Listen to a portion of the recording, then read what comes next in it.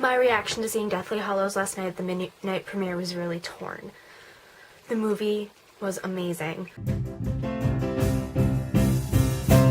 Back to witches and wizards and magical beasts, to goblins and ghosts and to magical feasts. It's all that I love and it's all that I need at Hogwarts, Hogwarts.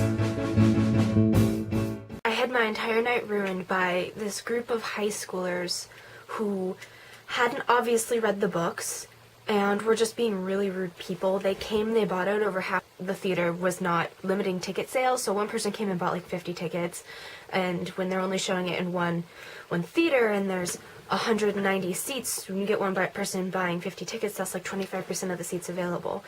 They literally cut in front of like 70 people, and it wasn't just like 2 people cutting in front, it was 50, 60 people cutting in the line.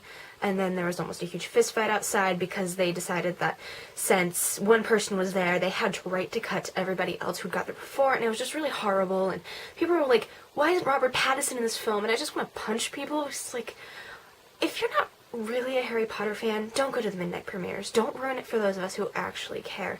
So that really put a damper on my night, but the movie itself, it was so good. I can pull out and nitpick at about a million different things that I really, really wanted to see that weren't in it.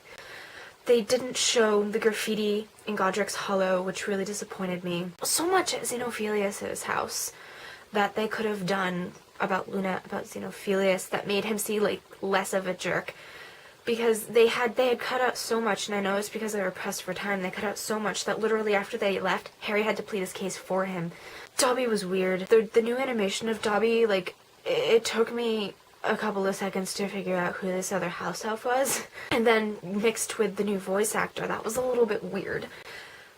But I'm not upset that they weren't in it. Like, I'm personally disappointed that they aren't there, but I'm not in any way disappointed in the movie because I was just watching it and going, and that line is in the book, and I can quote half of this, and I had never seen it before because they pulled so much of the dialogue right out of the books. Twins.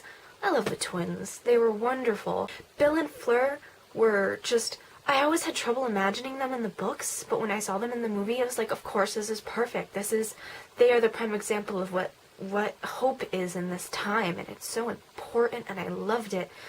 Despite the fact that you didn't get to see Creature's development into a sort of more sympathetic being, despite the fact that Harry didn't grab that eye off of Umbridge's door, I can go on and tell you what they got wrong, but I sat there in dead silence through the movie, which I never do. And it wasn't until I got out of the movie that I realized they missed the scene I really loved, and this one too, and this character thing, and the Deluminator line, the whole speech before it was so adorable and I loved it, but the interaction between Harry and Ron wasn't there, and they had no reason not to do it like that, because that's kind of an important sort of line.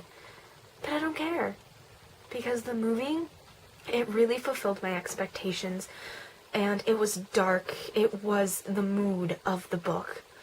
And I think that's going to be a lot of shell shock for so many people who saw Half-Blood Prince rated PG, but this is the way it was supposed to be. Anybody out there who cares about Harry Potter, the books, the movies, anything, go see it in theaters.